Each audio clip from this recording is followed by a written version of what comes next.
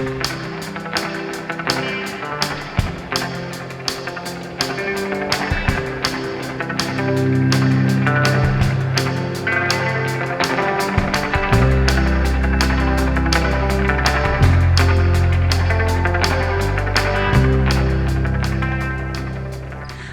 घाटी जितनी खूबसूरत है उतना ही खूबसूरत यहाँ का मौसम भी है।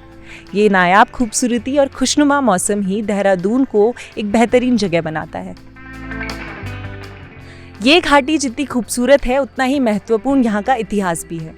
ऐसा इतिहास जिसपे मुगलों पर विजय की कहानी है तो औरंगजेब की हनक के डरावने किस्से भी।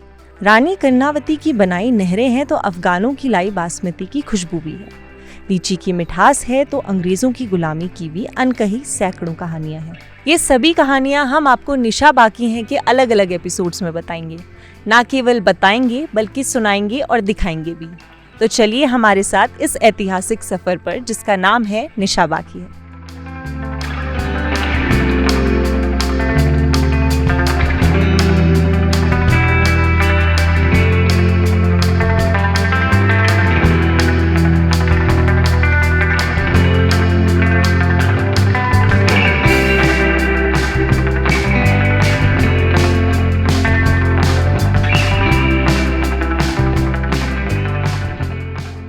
आज हम बात कर रहे हैं उस ऐतिहासिक मेज़बानी के बारे में जिसका खामियाजा भारत की विदेश नीति को भुगतना पड़ा, जिससे भारत को अपने पड़ोसी देश से युद्ध करना पड़ा और जिससे एशिया का पूरा भौगोलिक और राजनीतिक समीकरण बदल गया।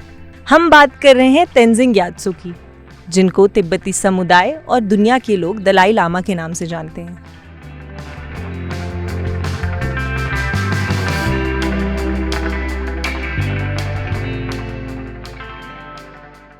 इस 6 जुलाई को दलाई लामा का 86वां बर्थडे था।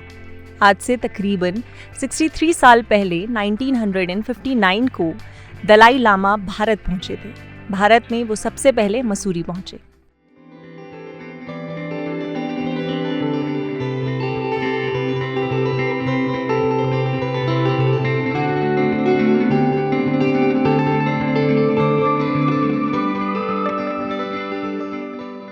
उस समय उनकी उम्र 23 साल 9 महीने थी, जहां वो बिरला हाउस में अपनी मां के साथ 1 साल रहे।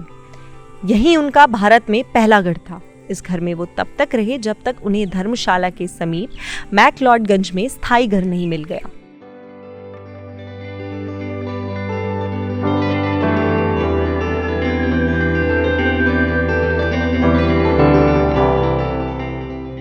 मसूरी में बिताए हुए अपने उस 1 साल के बारे में दलाई लामा ने अपनी ऑटोबायोग्राफी फ्रीडम इन एग्जाइल में विस्तार से लिखा है।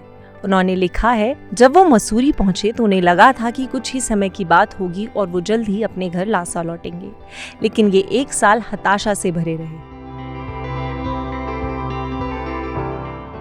जब दलाई लामा मसूरी पहुंचे तो उनके साथ उनके करीबन 60 से 100 शिष्य भी मौजूद थे।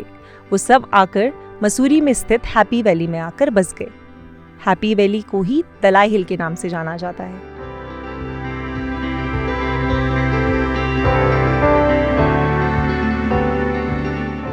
हैप्पी वैली में एक तिब्बती मठ है जो 1959 से स्थापित है, जब दलाई लामा ने मसूरी में शरण ली थी।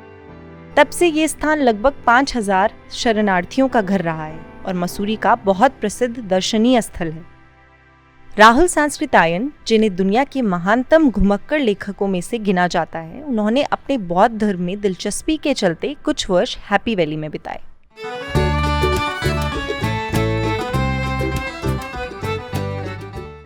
(1960) में भारत सरकार के समर्थन से सेंट्रल स्कूल फॉर तिब्बतियंस स्थापित किया गया।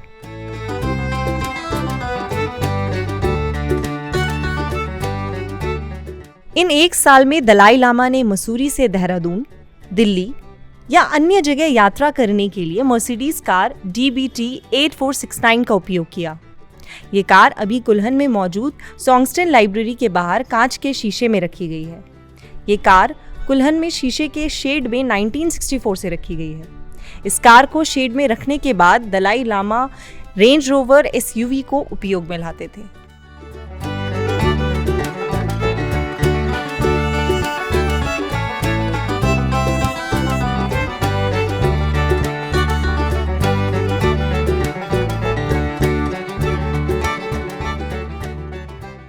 जब चीन ने भारत पर हमला किया तो तिब्बती धर्मगुरु दलाई लामा और वहाँ के लोगों को भारत में शरण मिली। शिमला, बाइलाकुप्पे, मनाली जैसी जगहों पे तिब्बती बस्तियां स्थापित की गई। इसके बाद से देहरादून जिला अपनी सुंदरता और हिमालय की शांतिपूर्ण तलहटी के साथ भारत में निर्वासित तिब्बतियों के लिए घर से दूर एक और घर है। देहरादून की बात करें तो टेक्लाइलिंग कॉलोनी, क्लेमेंटाउन कॉलोनी और राजपुर में तिब्बती बसते हैं। देहरादून के भीड़ भड़ाके से दूर मौजूद है क्लेमेंटाउन।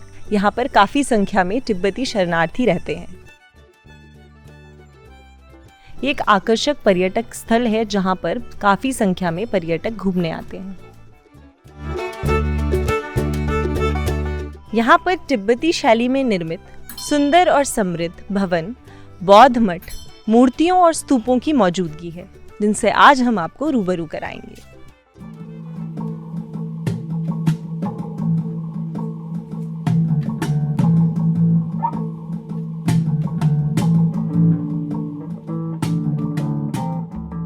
बुद्ध मंदिर परिसर का मुख्य आकर्षण है ये भगवान बुद्ध की 107 फीट ऊंची बुद्ध प्रतिमा, जिसे दलाई लामा को समर्पित किया गया है।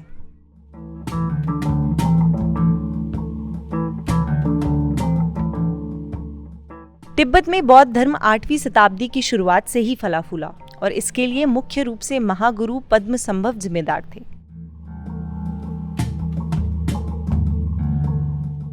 पद्मसंभव को तिब्बत, नेपाल, भूटान और भारत के हिमालयी राज्यों और दुनिया भर के देशों में बौद्धों द्वारा सेकंड बुद्धा के नाम से भी जाना जाता है। बुद्धा टेम्पल एक तिब्बती मठ है जिसे 1965 में कोचेन रिंपोचे ने अपने मॉन्क्स के साथ मिलकर बनाया था। मिंड्रोलिंग का अर्थ होता है पूर्ण मुक्ति का स्थान। ये बौद्ध धर्म की धार्मिक और सांस्कृतिक सोच के संरक्षण हेतु बनाया गया था। पहला मिंद्रोलिंग मठ 1676 में तिब्बत में स्थापित किया गया था। देहरादून में छठा मिंद्रोलिंग मठ 1965 में स्थापित किया गया।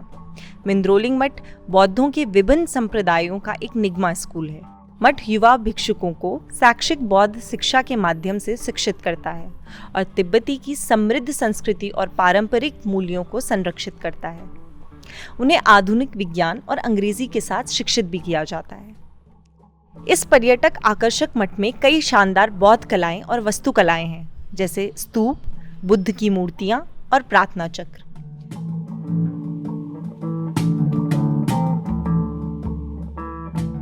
बुद्ध मंदिर को तिब्बती धर्म में मौजूद 4 स्कूलों में से एक के रूप में बनाया गया है। इस मंदिर परिसर को निगमा के नाम से जाना जाता है, जबकि अन्य 3 स्कूल जिन्हें गेलूक, काग्यू और साकिया नाम से जाना जाता है, वो भी देहरादून में मौजूद हैं। राजपुर रोड में साकिया, क्लेमेंटाउन में गेलूक और सॉन्गस्टन लाइब्रेरी में काग्यूर।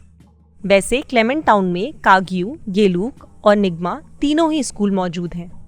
हालांकि इनमें निगमा सबसे पुराना माना जाता है। मठ का स्तूप परिसर एक अन्य प्रमुख आकर्षण केंद्र है। मठ की 4थी मंजिल आप लकड़ी की सीढ़ी के माध्यम से पहुंच सकते हैं और दून घाटी के 360 डिग्री का दृश्य देख सकते हैं। चारों ओर सैकड़ों भिक्षु, प्रार्थना चक्र घुमाते लोग और रंगीन झंडे इस जगह को और भी सुंदर बनाते हैं। देहरादून और मसूरी के अलावा तिब्बती समुदाय के लोग भारत में कई जगह आकर बसे। केंद्रीय तिब्बती प्रशासन के अनुसार भारत में लगभग 1,10,000 तिब्बती समुदाय के लोग रहते हैं। हालांकि ये आंकड़ा पहले ज्यादा था। जिस वक्त दलाई लामा भारत आए, उसके कुछ सालों के भीतर ही भारत में लगभग 2 लाख तिब्बतियों ने प्रवेश कर लिया था। इसमें सबसे ज्यादा उत्तराखंड, हिमाचल, बंगाल, सिक्किम आदि राज्यों में इन्होंने रहना पसंद किया।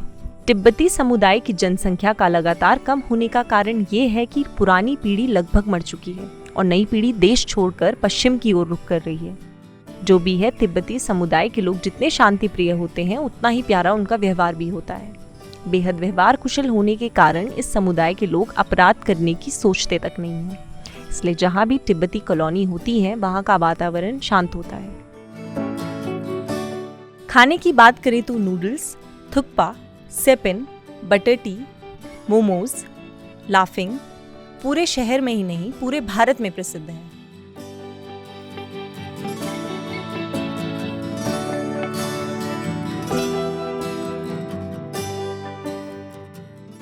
बारामासा का ये एपिसोड आपको कैसा लगा, हमें कमेंट करके ज़रूर बताएं। आप थैंक्स का बटन दबाकर हमें समर्थन भी दे सकते हैं। सब्सक्राइब करना मत भूलिए और देखते रहिए बारामासा।